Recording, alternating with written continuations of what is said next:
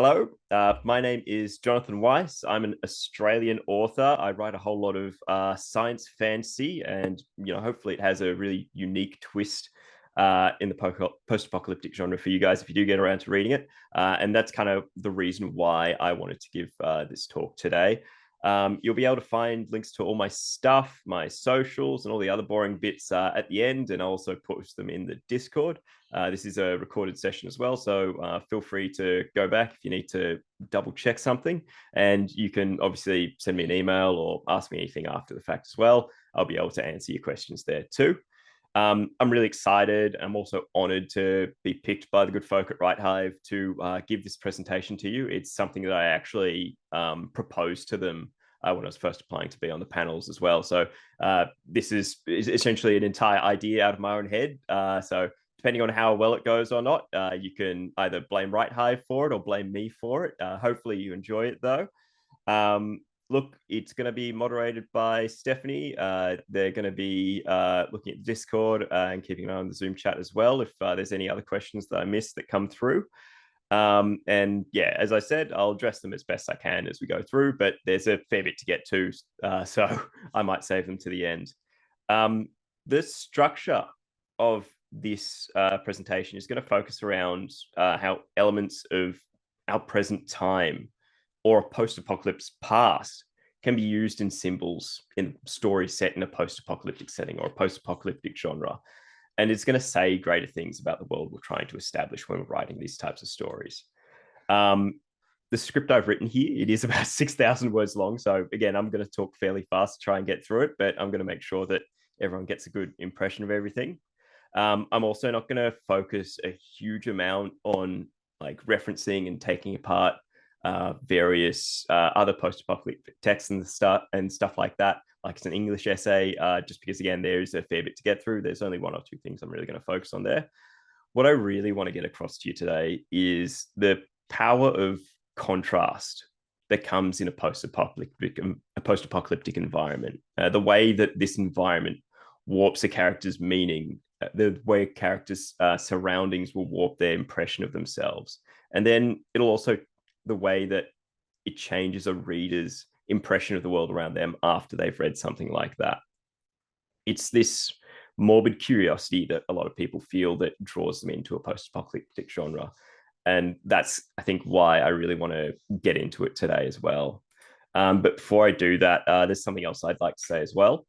I would like to pay my respect and acknowledge the traditional custodians of the Darul country, which is the land I'm presenting to you from. I'd also like to pay my respect to elders past, present, and emerging. And I would also like to extend my respect to Aboriginal and Torres Strait Islander people present here today. They were and are this land of Australia's first storytellers, and they're hailing from a culture that's existed for tens of thousands of years. While I feel I don't necessarily have the knowledge or the authority to speak on the subject, I do wonder in which ways their storytelling traditions would interpret an idea like a post-apocalyptic genre. Anyway, you now have a second lovely picture of me to look at if you're looking at the shared screen now. Let's talk about where I come into play with all this as well. So, like I said before, my books are a little bit of a different interpretation of the post-apocalyptic genre. It's a bit like a Mad Max with magic kind of thing. This is usually how I try to pitch it to people, but there's a much deeper kind of meaning to all that. There's a much more expansive meaning as well. It's all set in a world called the Droughtlands, where the surface there only dwells scavengers and survivors who have limited access to a particular type of magic. And among these sweeping dunes of this largely barren land are these buried ruins of skyscrapers, left by people known only as those of glass.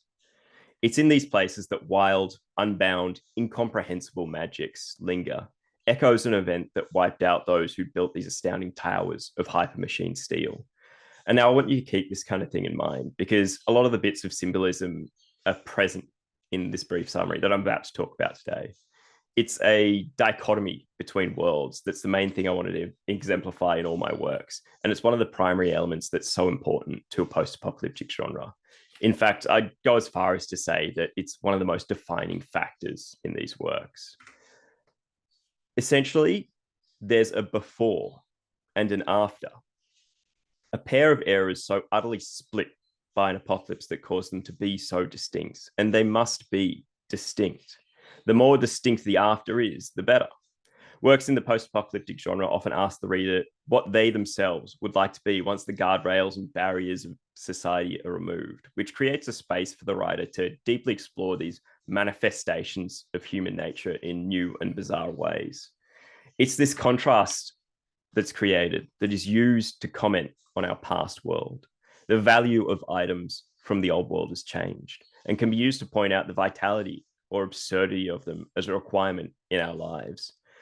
Now, as a brief aside, look for a moment at the computer or phone you're viewing this presentation through. We're glued to these things each and every day. They're necessary in our lives.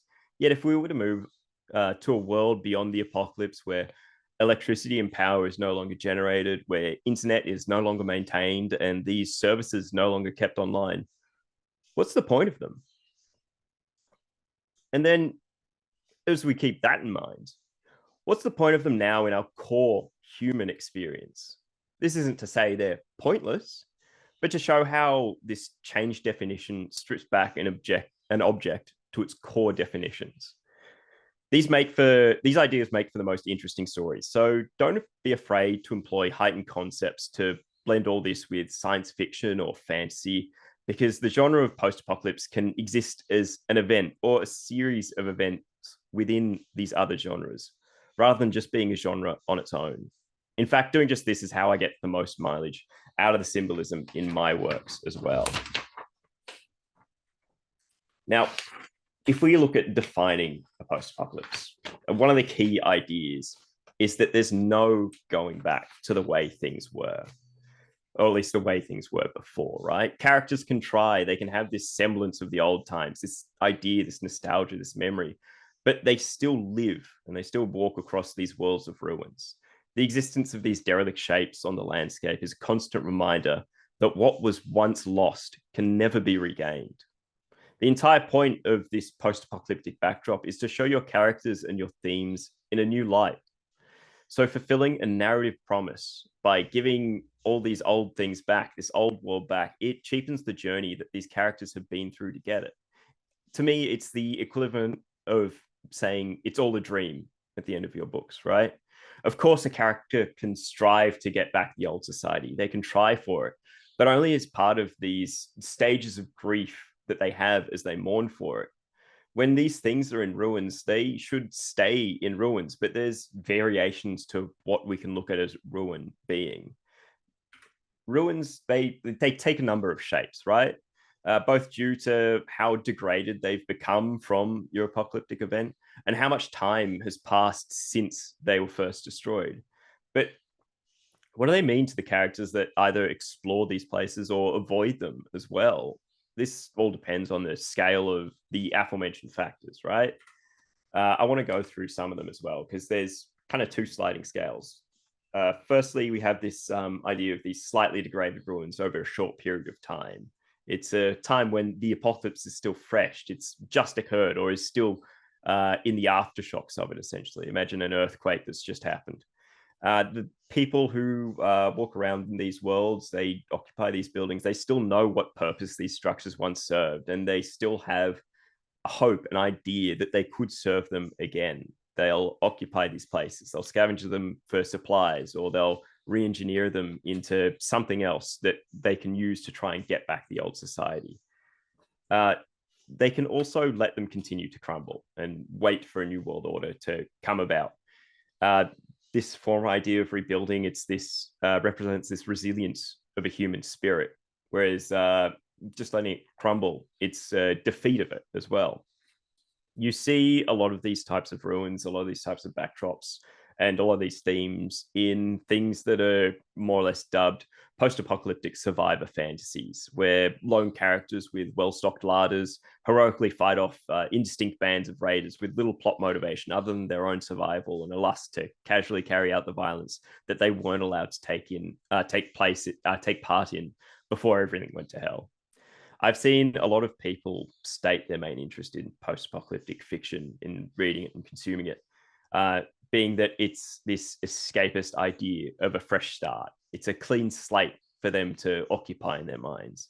And now it's an attraction, I understand, but I don't think playing to this attraction alone is going to make for a necessarily deep story to write. Now, that's not to say that you can't have a thought-provoking story in a fresh apocalypse, right? But it's important to be careful of the primary motivations for why you want to tell this story and why your characters want to take part in it as well. All these types of things don't have their origins in the time before the apocalypse. If you want to make an effective narrative in this setting, it has to brew from the apocalypse. Otherwise, your ruins and your backdrops, everything you're doing, it's just set dressing, right? I've pictured here some of the environmental art from the game The Division. It's an adaptation of a Tom Clancy story where a virus spread through the world that was so catastrophic. It was as catastrophic as The Division's initial launch period as a game.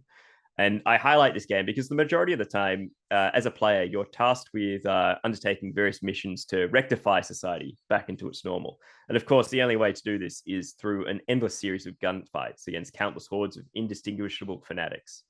Through this, you're often asked to think of the tragedy and loss of humanity at the hands of this plague, the innocents, but rarely do you get asked to consider the thousands of lives you're taking yourself through the method of gameplay. I think that this type of thing, it's emblematic of a common and distinctly Americanized problem with this type of post-apocalyptic setting.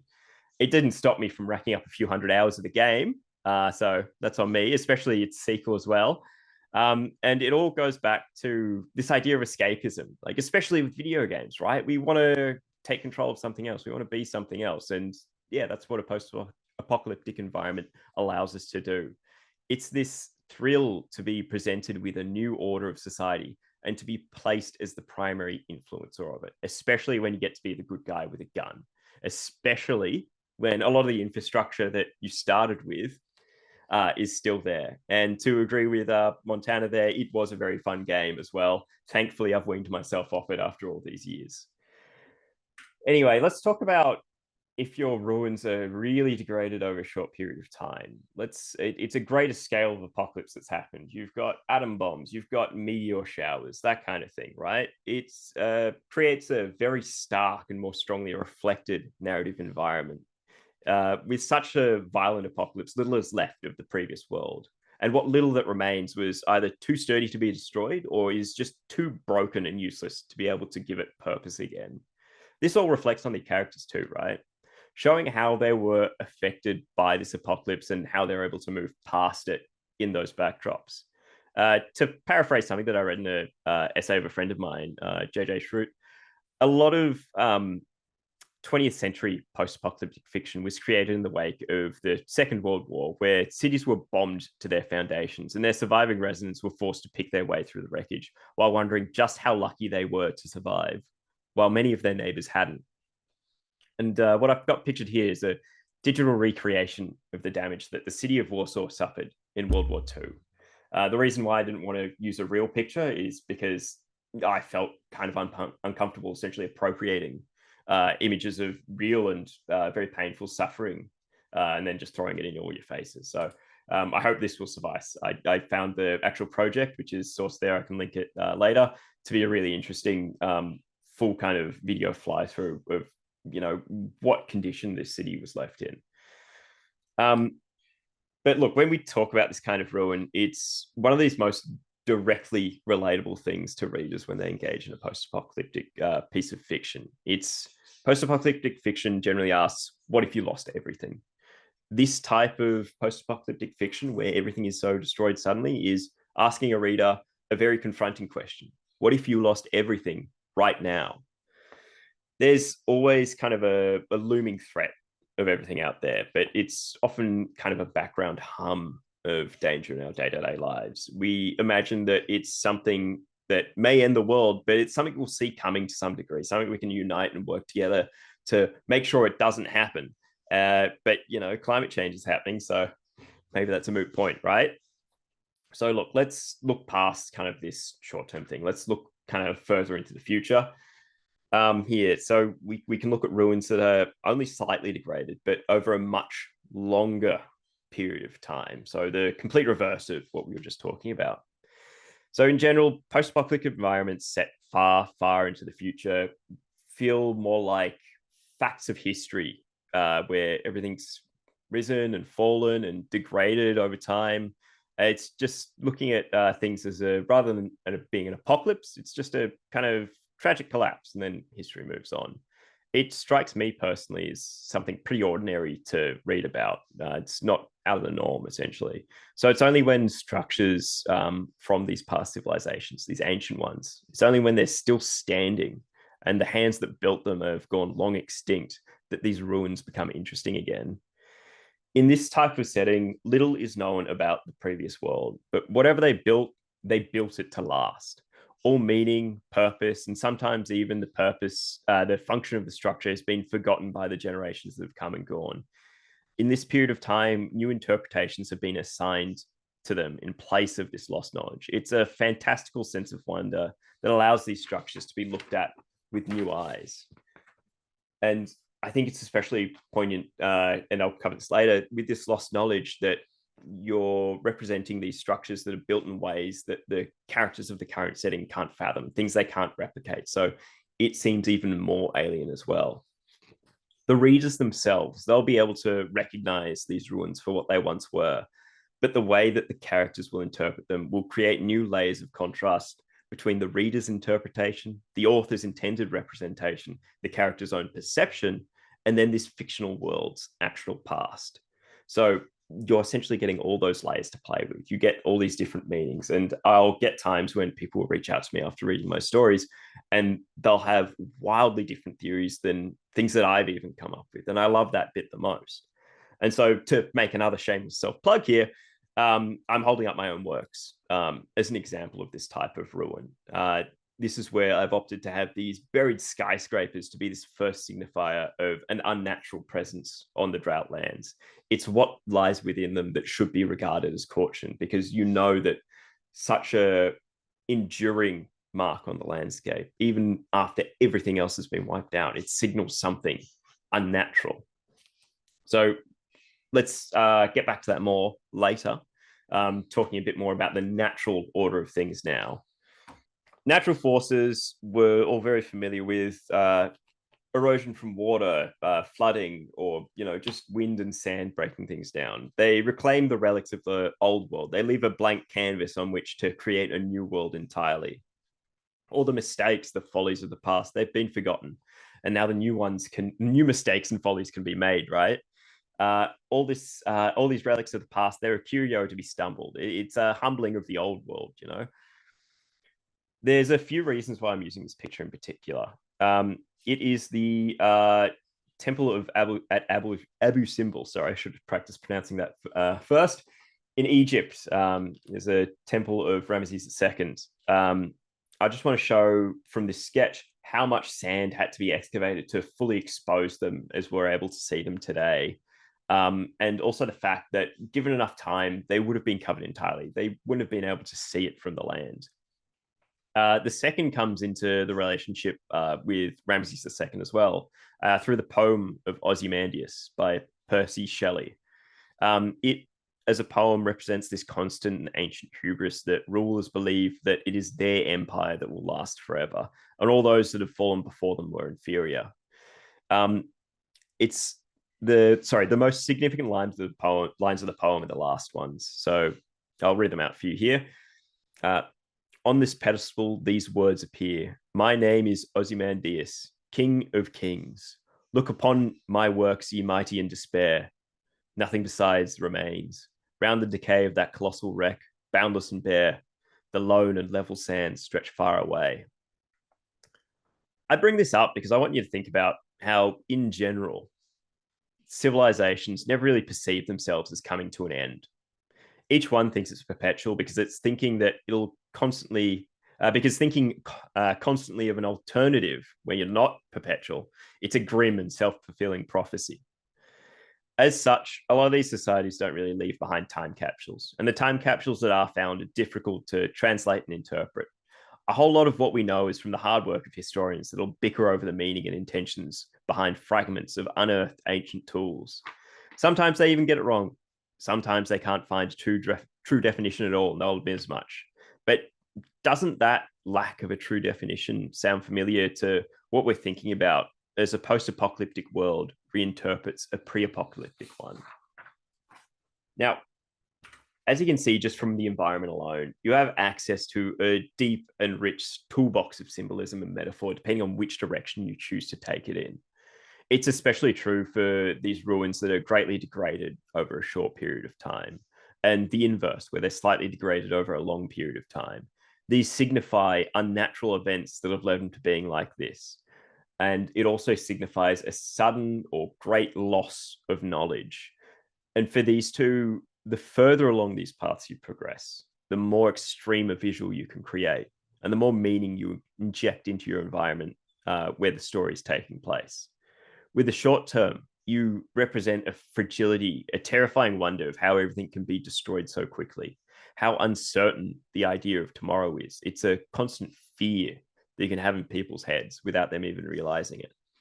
With the long term, it's almost the opposite.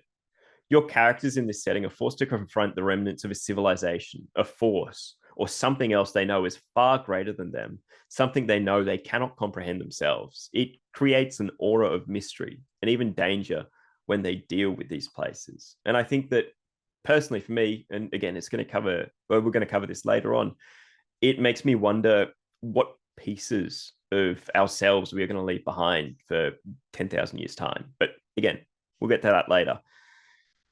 Decay is essentially this natural order of the world. So when we are thinking about things that remain in their original form or exhibit danger for that long, we need to essentially think of them as almost supernatural powers, right? So yeah, the main thing that does that is radiation. You have hunks of rock that just continue to exhibit these body-destroying energies that you don't really realize until it's too late. The appearance of nuclear radiation is a common refrain in a lot of post-apocalyptic fiction. It's kind of occurred like that since the atom bomb was first dropped, since they first started really flexing those across the world. You had the Cold War, where stockpiles of even more powerful versions of the first bomb were flexed on the world stage, where it was a constant danger in everyone's head. And it's become that really common reason to have an apocalypse in the first place in your fiction as well. For many in that period, it was between that or the idea of a nuclear power plant's meltdown. In the middle, you see the burned out reactor 4 of the Chernobyl nuclear power plant there. Everyone was essentially accepting that they were going to live in some kind of nuclear wasteland at some point. They thought it was an inevitability that it would happen. It prompted many different imaginations of how we'd react to these impossible forces, tearing apart the fabric of our reality. And it often manifested in fantastical ways. And like I said before, the way these radioactive hazards act is supernatural. It's not something you can see. It's not something you can touch, hear, or smell until it's too late. The sources of this danger can be anything from the most innocent looking hunks of debris. And as Stephanie said, yes, very appropriate with Fallout coming out on Netflix. It was a very enjoyable watch. I wish I had time to talk about it today, but maybe we can save it for the chat later. But as I was saying, yes, anything from the most innocent looking chunks of debris. If you watch the Chernobyl HBO miniseries, one of the most alarming pieces of the first episode was when firefighters picked up these smoking hunks of graphite that had blown out of the control core, and it burned their hands in seconds, and then they just died in the weeks that followed in the most terrible ways possible. But it can also show up in metaphor or in kind of heightened imaginations with these glowing crystals as well. These more visual signifiers to the reader there too. One of the things I'll focus on for a moment, and this is the only text I'm really going to heavily dig into, is a novel called Roadside Picnic. It's one of my favorite books, and I don't necessarily consider it a post-apocalyptic work, as it doesn't involve the total destruction of the earth. Nor does it directly involve metaphorical radiation. It only starts to actually involve the setting of the Chernobyl nuclear power plant in the game adaptation from about 2008, sorry, which was Stalker Shadow of Chernobyl. Very fun game if you want to play it, but very janky. It's still, I think, relevant to the post-apocalyptic genre when we're thinking about these reinterpreted or forgotten or essentially beyond our reach meanings. The novel itself plays out as a series of the world of the novel is a series of places where aliens have touched down and departed from places on Earth. They've left behind these anomalous areas full of reality-defying objects and phenomena. It's explained in the book as if we ourselves had just left behind the trash and forgotten objects of a picnic while on a road trip, and the animals of the nearby forest had come out to inspect these gifts. Would a squirrel be able to understand how the light comes out of a forgotten smartphone? Would a colony of ants be able to comprehend, let alone replicate, the specific metals found in a discarded tin can? Could these animals even conceive of a purpose in their normal lives for such inventions if they managed to replicate them? All along these lines, Roadside Picnic begins with a journey into one of these anomalous stones, where the hazards are as innocent and incomprehensible as the treasures that the characters are seeking out. In this zone, mundane objects are given new properties, modified beyond their regular definitions without a clue to what purpose they now serve. Some overhead wires are coated in a strange crystallizing rust, which spreads to wherever it touches, making it impossible to retrieve, as one helicopter crew unfortunately found out. There's small pockets of extreme gravity that lie on blank sand like landmines in the ground, perceptible only by means of gut instinct. The characters in this opening section of the book end up retrieving an object called a full empty, which is pictured on the cover of the novel's artwork there. It takes the form of 2 copper discs, each the size of dinner plates that are always suspended exactly 18 inches parallel to each other. It's not clear what holds them in place like this, especially because any object can pass through them without problem. The idea of a full empty is such a thing filled with an inexplicable blue gas that floats between the 2 copper discs. These bizarre pieces of phenomena could be seen as representations of radioactive hazards to the people that would not be able to understand them. It's a concept I pay homage to in my books, attributing the existence of such thing not to alien visitation or radiation, but to forgotten magics. The point is that the further you go into the future, the further you go into that post-apocalyptic settings, the more the knowledge is lost, and the more you get to do things like this, the more it gets replaced by superstition and folklore. But all these misdefinitions, they don't need to be superfluous. They don't need to be set dressing or fluff that goes on the top of everything. As I said before, it's only through this inevitable loss of knowledge that you can environmentally portray all these new themes that you're trying to illustrate. Now, I want to go back to my skyscrapers again, because I think they're pretty and I like the idea of them. They're all buried in this constant wash of red sweeping sand dunes. Only the highest reaches of their towers can actually remain above the surface. Their brilliant height has been subdued to a meager fraction of what it once was. And so you can compare what you see on the surface to the very monument that Percy Shelley was talking about in Ozymandias. And those last 3 lines again, let's think about that. That nothing besides remains. Round the decay of that colossal wreck, boundless and bare, the lone and level sands stretch far away. For one meaning in my case, these skyscrapers represent a fallen empire, one whose hubris brought them down to nothing, whose great structures now only remain as forgotten markers on the land.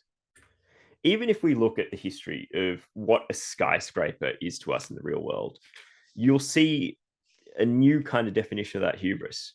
Skyscrapers started being built in the 20th century as companies grew larger, as their need for all their workers to be in one place grew with them.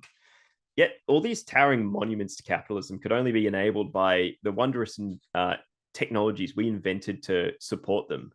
Without temperature-controlled, properly circulated air from air conditioners, skyscrapers would never be able to live up to their names. There simply wouldn't be enough atmosphere for us to breathe at the highest floors. It would be 10 or 20 degrees higher in temperature at the upper floors. It's why essentially you didn't have many people trying to do business in the American South until they could invent skyscrapers, because there was no way to actually have these tall buildings exist in such temperatures.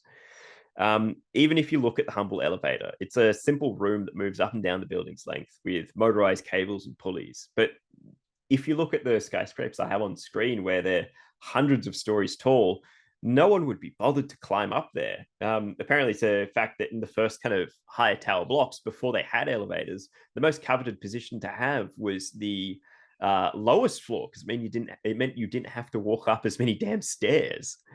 Um, so look, like all other buildings, skyscrapers are going to decay and collapse. But the sheer mass of a skyscraper, the hundreds and thousands of tons of steel and glass and concrete, the falling of that would be an apocalyptic event. Sorry, an apocalyptic event itself.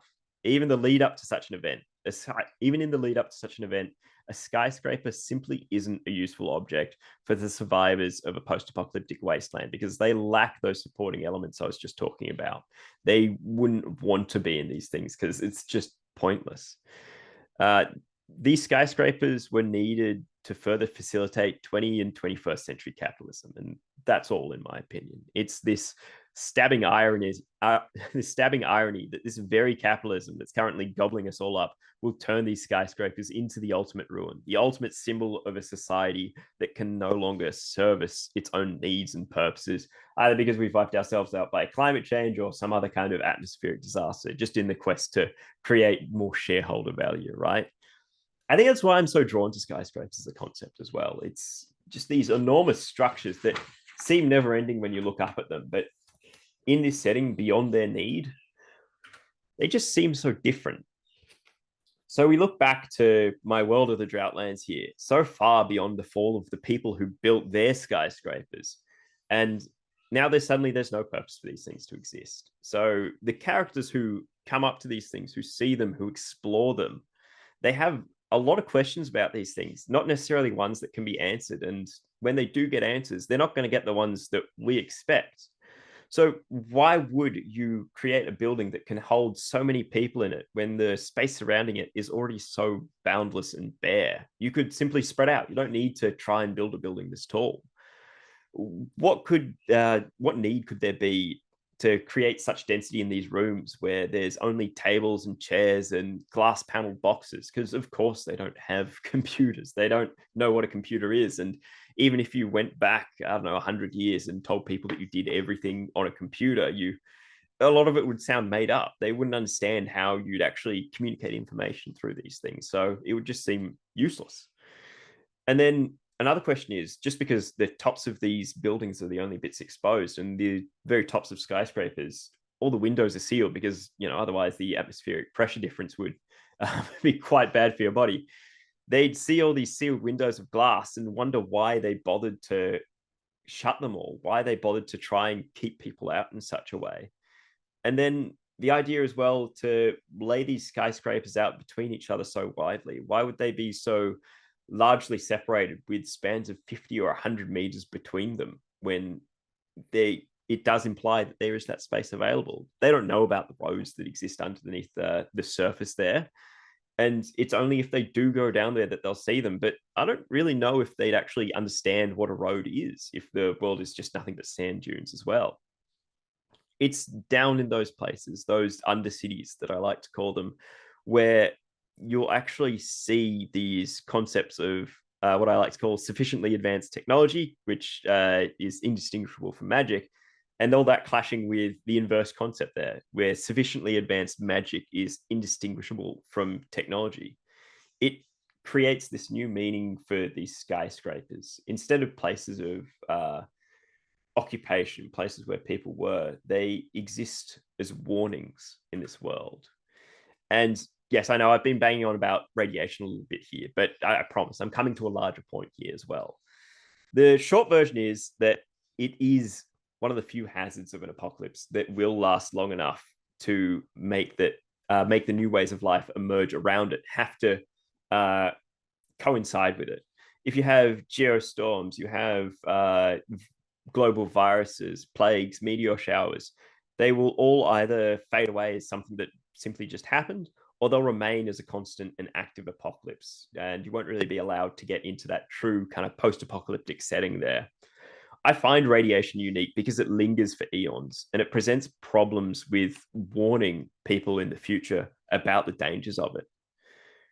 If we look at that concept of forgotten knowledge again, obviously, as more time passes, there's more chance that the generational know-how isn't handed down, either because people simply forgot to tell other people, they were ineffectual in teaching it, or something else came out and wiped them out before they could share it, right?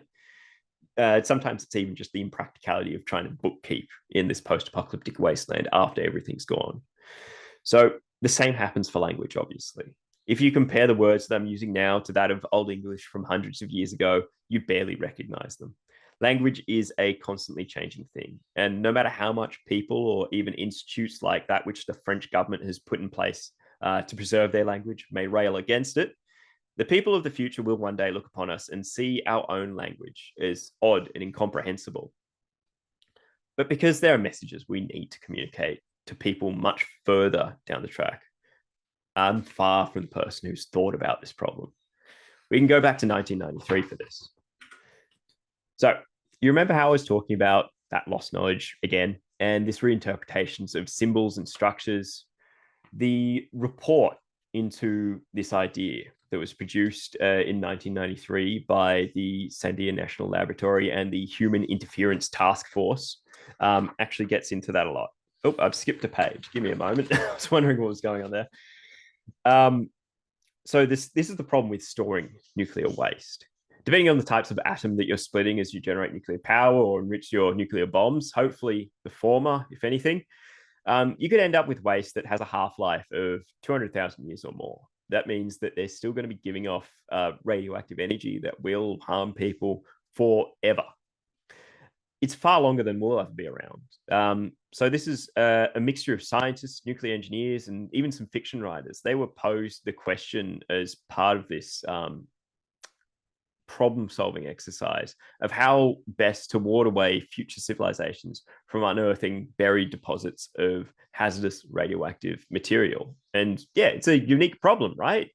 How do you stop stored nuclear waste from being tampered with by civilizations that don't have any idea what nuclear waste is? Obviously, they can't interpret our language, our symbols. They won't really know what's left of the facility in the first place, right? It's not like you can leave a sign that says, please don't dig here, and pretty please don't touch the funny glowing rocks. It's even the radioactive hazard symbol that we commonly know and fear, that won't mean anything in the future. So they were looking for a way to evoke a message without using words or symbols. It's a play on something inherent to us as humans in order to keep people away. It's a concept called nuclear semiotics, which you can see on the screen there. The general vibe of what these symbols needed to portray is that is essentially laid out by the 9 lines that I've put on the presentation there. It's a set of very rigid instructions and very general instructions for what these structures, these warding away techniques are meant to do. The most important one is the 3rd line, which I'll read out for you if you're just listening to it. This place is a message and a part of a system of messages. Pay attention to it. Oh, sorry, I've read out the wrong line. I apologize. The 3rd line actually reads, this place is not a place of honor. No highly esteemed deed is commemorated here. Nothing is valued here. Now, this page. So when we're talking about this, all these lost symbols, that's what they're thinking about. They're thinking about how to find symbols that on structures unconsciously or consciously will provoke a single intentional reaction in our hearts to leave this place alone. It's shunned land again. So they're trying to understand essentially what evolutionarily makes us scared. And they created some of these concepts. A lot of them were into physical structures, right? And I think it makes a lot of sense doing this. It's basically something where you can see a piece of land and know something isn't natural. So it's creating these bad vibes. Some of these forms were foreboding black blocks of stone or concrete that would be arranged in such a way to create this idea, this feeling of cities and streets that had no function or they'll lead to nowhere. It's this presentation, this presence that's impossible to farm on. It's odd to walk through, because the second you walk among their alleys, you feel lost, you feel disconnected from the natural land around you. Others take the form of a field of thorns or spikes, either bursting out at random from the ground or in a specific type of grid. Some are even simple approaches, right? They don't even involve tall structures, but instead something that can be seen from above. There's this idea of menacing earthworks, where the site will be marked by large mounds of shifted rock or soil that would be shaped by lightning bolts that come out of a square plinth. And it could be strikingly visible from a form of artificial hills that are placed around the site as well. So the second you come across it, you look down on this unnatural formation of rock and you feel that you're not meant to be there. The simplest way that they also came up with is just laying down a slab of black dyed concrete that, similar to the foreboding blocks, makes it impossible to farm on this place as well. It's unfathomable to even go through it. So you'd think that future civilizations would simply find somewhere else to be.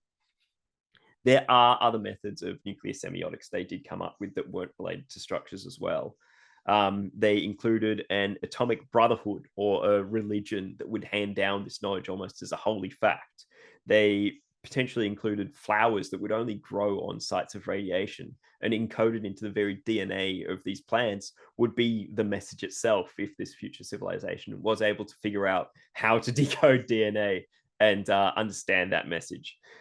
One of the ideas was even to genetically engineer a cat that would glow in the presence of radiation, and then, as an accompaniment to it, create a song that's a catchy enough earworm that people would know, almost as tradition: don't go near the glowing cats. But I want to talk about the structures more than anything. I want to focus on how the landscape can be changed by these ideas. And I promise I'm going to bring these ideas together of everything that I've been talking about. These strange items on the landscape were designed to carry the meaning for thousands of years, but we aren't just talking about how the purpose, aren't we just talking about how the purpose of post-apocalyptic environments was to give new meaning to these things before, rather than keeping the old one as well? Would these intended messages actually carry out their purpose this far into the future? What if there were other things left in our post-apocalyptic landscape? Sorry, what if they reinterpreted those instead? What if they misunderstood them, right? So once again, this is the third time, I promise, I want to go back to these skyscrapers of mine again. These massive thorns of metal coming out of the ground already exist in our world, don't they? And like I said before, given enough time, the original meaning of them and the purpose of them would be lost. What if what we're leaving behind with all these buildings is the landscape of thorns that we've inadvertently created? Does this represent that our way of life is a danger to be avoided? I mean, climate change is a great result for that, but that's a different talk. It's this sense I certainly hope to evoke in my books. It's this very place where my terrifying, unbound, radioactive metaphor for magic can be most prominent, drawing its own inspirations from roadside picnics, as mentioned earlier. But let's think about it this way. What other forms of warnings are we going to leave that will be misinterpreted in the future? If we look at these black slabs of concrete that are essentially made to shun the land itself, we have roads, don't we? Will the purpose of these roads be forgotten in if our post-apocalypse world forgets what cars were in the first place? What mysteries would our highways that stretch out for thousands of miles elicit from a character who will only ever be able to travel a fraction of that in their lifetime? You can imagine this almost as a religious symbol for a great journey that the ancients once went on, with a character's entire life dedicated to finding the promised sanctuary at the end, only to finding out it to be false, or it to have already gone. Again, watch Mad Max Fury Road if you want a good representation of that, and also watch Furiosa. It's very good, and got it needs to do better at the box office if we want another one. It's this kind of idea that's a familiar narrative in the structure of our genre. But you can even apply that to an airport, right? As pictured here, and I haven't bothered crediting it because it's already got a watermark. Airports are these places where enormous stretches of tarmac are only the start and end of our journey. A reader can be left asking how a character will ever be able to find a destination from these roads if they have no concept of powered flight. They will think that this is only just a fraction of the journey, or if the whole journey somehow takes place in here, it could be almost a ritual site where you're meant to travel around the roads in a certain direction, right? You could even look at our city centers as they one day become foreboding blocks, much like they did kind of conceive in the Sandia report, where honestly they just risk collapse on top of trespassers due to their age. And the picture I've included here is actually I just went to the Urban Hell subreddit on Reddit and searched for the top post of the year, and that was it. And I thought it was a very poignant reference to how we've built things up in that way. But yeah, it's these ominous isolating blocks of stone that we've already created, that we already live in, that already feel like they lead us to nowhere. And then we can think about it more. What other symbols could be interpreted as a warning, or even as something else entirely, if they were found without context in thousands of years' time? For instance, I didn't know what the St. Louis Arch was until I actually went looking for this picture. I knew of it. I knew that there was this gigantic work of steel just in the middle of a city for some reason. I didn't even know you could go to the top of it and look out over the city. That's crazy to me. I don't understand how that even works. I think I need to go see it one day. But imagine it, right? Imagine having this wreck and ruin of the city beyond it. All the buildings collapsed and gone. But then there's this enormous arch standing in the way. What could this archway, this gateway, possibly be leading to if all else was already lost? Now, the reason why I'm saying this is to get you all thinking about how you create these post-apocalyptic environments. You don't start by creating the past and then having an apocalypse erase it all and then moving on from there. Like every other narrative that you start with, you start in the present moment of the story. You start in the post-apocalypse, and then you work backwards to fill out its history. You have the structures and then you give them meaning afterwards, so you can see that contrast play out in real time, the same way that a reader will see it too. You identify all these concepts and themes, and then you add the ruins and relics of this lost and mysterious world in order to portray it. You just piece it together like a conspiracy theorist running red twine back and forth across a corkboard. I've done it myself sometimes with my world building, I'll have to admit. You make connections where there are none, because you can do that as a writer. And from the perspective of someone in the post-apocalyptic landscape, they can do that too, because they don't know any better. It's fiction, right? It never needs to make total sense, because the world before is an incomprehensible mystery to those characters. It's something that is strange and out of reach. All these symbols are yours to play with. And yeah, again, please let your characters interpret them. Let them have control over how they see them and give meaning to them and use them as well. The post-apocalyptic genre focuses on the post of its name, because there isn't just one world in its setting, but only two distinct ones as well. Now, I'm definitely, I've seen some questions pop up as well. I'm very excited to address them, but I haven't talked for nearly an hour, just not to properly plug my book. So please just sit through that for 2 more minutes, and then I'll be with you. Now, you can find me on Instagram at JonathanW_author, or you can find me on Twitter, the site formerly known as whatever the hell it's called today, at JohnW_author. I'm most active on Instagram. I have a website as well, jonathanweiss.com.au. You can read more about me, my books, also my blog as well. And I've been posting a lot of similar writing stuff to what I've been talking about today on that blog as well. So if you want to see that and a bunch of the behind the scenes stuff, go check it out. I'm currently publishing between 2 series as well, both set in the Droughtlands, and I'd love for you to come and give them a read. Now you've got these types of ideas in your head as well. These are the books on screen that I have out so far, or that are knowingly forthcoming. You can read the prequel novella Rising Flux, which you've seen many pictures of today, for free just by signing up to my mailing list as well. There's that QR code on the screen if you want to use it. Again, that story most prominently features all these concepts. So I'm sure you'd read it and enjoy it and find all these Easter eggs and remember this talk as well. That same QR code's on the screen. I just wanted to show off the roadmap for as far as the correct or possible reading orders go. In the top row is the Flux Catastrophe series. It's set 70 years after, the main books of it are set 70 years after the events of Rising Flux. They go more into themes of autonomy and control and the nature of generative artificial intelligence. My current Zoom background there, Blazing Flux, is effectively my manifesto on what I think about ChatGPT and various other models like that, and it not highly at the moment. most of the story itself starts as this brewing mutiny aboard a walking fortress of scrap metal over the use of resurrected corpses that aid in the controlling of enchanted machines. And of course, this mutiny goes about as well as you can expect. So you can expect plenty of fights and action. It's basically Mad Max with magic.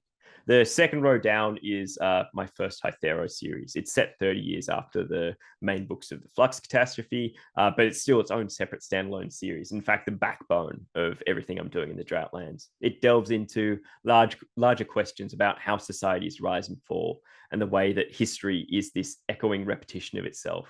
I'd like to describe that as Avatar: The Last Airbender crossed with Dune as well. You can tackle both these series in either order. You can alternate between them in the order I've been releasing them as well. And that way you find even more hidden plot lines and Easter eggs that are scattered around the Droughtlands as well. But either way, I can promise plenty of sand. Anyway, we've done it. We've reached the end. Thank you for sticking with me for an entire hour of my rambling. That was about 6,000 words of stuff that I went through there. So I'm very happy that everyone's still here at the end of it. I'm going to go through the Discord now and Zoom and address some of the things that could come up. Feel free to drop some more questions in the Zoom as well, or if you'd like to jump off mute in the Zoom call and chat to me too, I'd love to do that as well. I'm here, at least my allotted time slot for WriteHive is here for another what have we got? Another half hour. But, again, I'm happy to stay around. We had someone talking about how they were working, their husband works in nuclear waste and they're transforming nuclear waste into glass marbles. So they're totally safe. But it takes years to do because anything backed by the government takes forever, as we're very familiar with. And dealing with nuclear takes forever because there's a lot of safety hoops to jump through, which I'm very glad for as well. I mean, I don't want to have people dealing with nuclear stuff without the safety hoops. That person also posted a picture in the Discord of what prototypes of the glass nuclear waste looks like, and I'm absolutely fascinated by it. I'm going to definitely look into it as well. Let's see. I'm just scrolling back up through the Zoom chat because that moved a bit fast as well. We had someone who said that they're going to have to write a story about glowing cats, and I definitely agree. I've been trying to find room for cats in my own stories as well, but I've committed fully to fantasy creatures, so I don't think I can quite do it. We had a question. Stephanie asked said as well that this talk about kind of the far future of humanity and radiation, how humans might even evolve with the radiation over some times. There's definitely genetic abnormalities that come out from being exposed to radiation. It's not always that they're good ones, but again, you have fiction to work with as well. Someone responded to that question saying they like the idea of what if the effects of those people who evolved in those radiations were essentially the chosen one or a higher class of people. It seems like a strange thing to think, but yeah, again, it's fiction. You can do what you like. I think it would introduce a really strange but confronting dynamic. It's almost like X-Men in the post-apocalyptic wasteland. I feel like you could even integrate that into that nuclear brotherhood I mentioned as well with the glowing ray cats. You have this idea that there's a chosen people. I think the prequels for the Mortal Engine series, the Fever Crumb series, they actually had people, I think they were called Scriveners, and it almost felt like a stand-in for elven people in that particular brand of post-apocalyptic wasteland. People who had essentially birthmarks that looked like ink blots all over their skin. They were a stronger, smarter, superior people, supposedly, but slowly they were dying out. And I thought that was a really interesting interpretation of how you could have this alternate people in that post-apocalyptic society. I think in the story, the true end of it was that they were genetically engineered rather than having been exposed to radiation. And I also like Stephanie's ideas that those people could be, instead of being chosen ones, they could be stewards of the land as well, which I think goes back to that nuclear brotherhood idea. Let's see. We had Montana suggest The Scourge as an interesting book with good post-apocalyptic symbolism. It explores the 100-year war, Middle Age, communication difficulties, religion, and social stratifications by reimagining the Black Plague as a zombie plague right as the English crossed the channel after that. And I think I've never been one for zombie fiction myself. I always feel like zombie fiction, the zombies of the zombie fiction only exist kind of as a latent hazard rather than having agency themselves, which is why I've never been partial to it myself. But I really like the idea of kind of exploring it that way as well. Um, Someone has also said that they are curious if I feel spending time thinking about post-apocalyptic worlds and structures has helped prepare you to survive one. No, it hasn't. I would say that a lot of my post-apocalyptic worlds are so far gone beyond their apocalypse that I don't have any aspirations to survive for that long. I think the number I like to use is millions of years that my skyscrapers in the Droughtlands have remained to be buried in the sand. When I first started exploring the concept of the Droughtlands and trying to figure out just how you could bury 9/10 of a skyscraper in sand, I started trying to figure out how the landscape itself changes over tens of thousands of years. And I eventually figured out that, yeah, I'd need multiple tens of millions of years to actually get enough sand to move to bury these skyscrapers. So in the end, a lot of it comes down to some kind of magic. I'm not going to say more because it's spoilers for about 5 or 6 books in. So yeah, I'd say that people thinking about in the short term, I know there are a lot of people who do write more recent types of apocalyptic fiction, and I think a lot of them do research into how to survive and how to do that properly, because either it's something that's confronting as a deep fear in themselves, or they just want to do research for the books too. But I don't always feel that the characters themselves should always be equipped with that knowledge unless they do have a background, a motive to be equipped with that knowledge too. I think that there should be a reasonable amount of struggle in a post-apocalyptic environment for those recent ones. So those characters actually have something to struggle against. Because if they come into that environment, like I said before, with those kind of post-apocalyptic survivor fantasies, if they come in fully equipped and ready to go, there's not really anything left for them to do than to either sit around or going out and trying to be a vigilante, or again, doing some extrajudicial justice, which I don't particularly agree with. Someone said they coincidentally bought Molten Flux today. I'm very grateful for you doing that as well, and I do agree that the cover is phenomenal. You should go and get it because it is a very fun time. It's not even, while it may be the first full novel I've published, it's not the first one I've written. That honor goes to the Hythera Redux, which had a couple different versions of it exist, even as far back as 10 years ago for me. And it's been entirely rewritten a couple times since then. And there's still like some fragments of the original ideas in there, but I promise it's a whole book. It's not an amateur scenario as well. Let's see. I've just got there's another story from David as well. Thank you for showing up, mate. He says there's a story that they were told about a worker who spilled paint on a runway at an airport. They were a worker, and they repainted it with some sort of symbol to cover up the spill, and then subsequently repainted over the years. It was touched up and maintained by maintenance who didn't understand the symbol and didn't care to. It wasn't their job. And so he says it's a fascinating insight into the human psychology about how a meaning can be translated by habits over generations, quote unquote, because again, it's just maintenance workers that probably happened over the course of 3 or 4 years before someone got a hold of it without even understanding the original meaning itself. It's like the experiment they tell of putting 5 monkeys in a room with a ladder and some food up the top of the ladder, and then spraying them with water every time they go up the ladder to get the food. And eventually you slowly replace the monkeys one by one, like a ship of Theseus.